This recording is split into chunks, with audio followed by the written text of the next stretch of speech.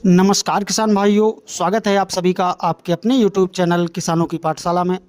किसान भाइयों, यदि आप इस वर्ष भी धान की खेती करना चाहते हैं और अपनी धान की फसल से एक बढ़िया पैदावार लेना चाहते हैं, तो किसान भाइयों आज के इस वीडियो में हम धान की खेती के बारे में ऐसी टेक्निक के बारे में बात करने वाले हैं। यदि आप इस टेक्निक को अपनाकर धान की खेती करते हैं तो आप अपनी धान की फसल से एक बम्पर पैदावार निकाल सकते हैं। हम बात करेंगे कुछ ऐसे बिंदुओं के बारे में, यदि आप इन सभी बिंदुओं को फॉलो करते हैं तो आपकी जो धान की फसल है वो शुरुआत से ही अच्छी रहती है और लास्ट में एक अच्छा उत्पादन निकाल कर देती है।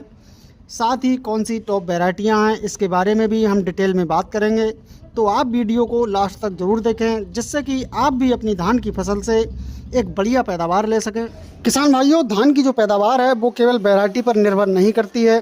यदि आपको अपनी धान की फसल से बढ़िया पैदावार लेनी है तो इसकी देखभाल भी सही तरीके से करनी होगी। समय से रोग और कीटों का प्रबंधन करना होगा, साथ ही समय से खाद और उर्वरक डालने होंगे।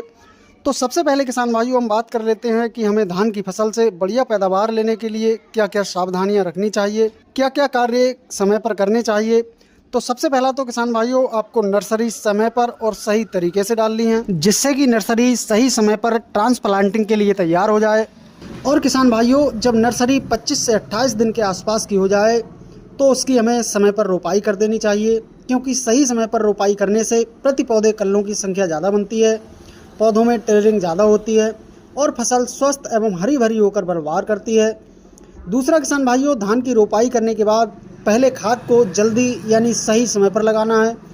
तीसरा किसान भाइयों, फसल में रोग एवं कीट आने से पहले ही फसल को सिक्योर कर देना है, यानी खाद के समय हमें ऐसे कीटनाशकों का प्रयोग कर देना है जिससे कि फसल में किसी भी कीट का अटैक ना हो। यह फसल में रस चूसक कीटों के प्रारंभिक लक्षण दिखने पर हमें सही दवा का छिड़काव फसल पर कर देना है। और चौथा किसान भाइयों, फसल में बालियां निकलते समय और दाना भराव के समय पर्याप्त नमी बनाए रखनी है, जिससे कि फसल में दानों का भराव अच्छा हो, बालियां ठोस और चमकदार बने। और पांचवा किसान भाइयों, वैरायटियों के बारे में जानकारी। इन बातों का यदि आप ध्यान रखते हैं तो आप अपनी धान की फसल से एक बढ़िया उत्पादन ले सकते हैं। किसान भाइयों अब हम बात कर लेते हैं धान की सबसे अधिक पैदावार देने वाली टॉप वैरायटियों के बारे में। तो इनमें सबसे पहले नंबर पर हमने जो वैरायटी ली है वो है पायोनियर की एराइज 6444 गोल्ड। यह वैरायटी काफ़ी फेमस और ज़्यादा उत्पादन देने वाली वैरायटी है। यह वैरायटी लगभग 135 से 140 दिन में पककर तैयार हो जाती है। और इस वैरायटी के उत्पादन की बात करें तो यह वैरायटी लगभग 32 से 35 कुंटल प्रति एकड़ तक का उत्पादन निकाल कर देने की क्षमता रखती है। तो आप इस वैरायटी का सिलेक्शन कर सकते हैं। दूसरे नंबर पर किसान भाइयों हमने जो वैरायटी ली है वो है बायोसीड कंपनी की BH21। यह भी बहुत ही शानदार और फेमस वैरायटी है। इस वैरायटी के पकने की समय की बात करें तो यह वैरायटी लगभग 120 से 130 दिन में पककर तैयार हो जाती है। वहीं इस वैरायटी की पैदावार की बात की जाए तो यह वैरायटी लगभग 30 से 35 कुंटल प्रति एकड़ तक का उत्पादन निकाल कर देती है। तो आप इस वैरायटी का सिलेक्शन कर सकते हैं। किसान भाइयों तीसरे नंबर पर हमने जो वैरायटी ली है वो है राशि सीड की 4007। यह वैरायटी भी पिछले कुछ समय में बहुत ही शानदार उत्पादन देने वाली रही है।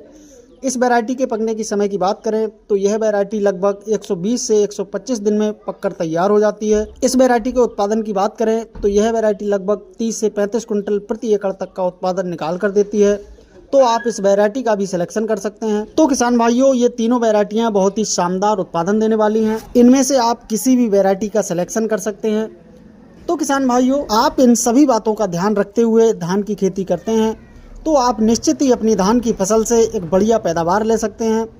किसान भाइयों जानकारी पसंद आई हो तो वीडियो को लाइक एवं शेयर जरूर करें।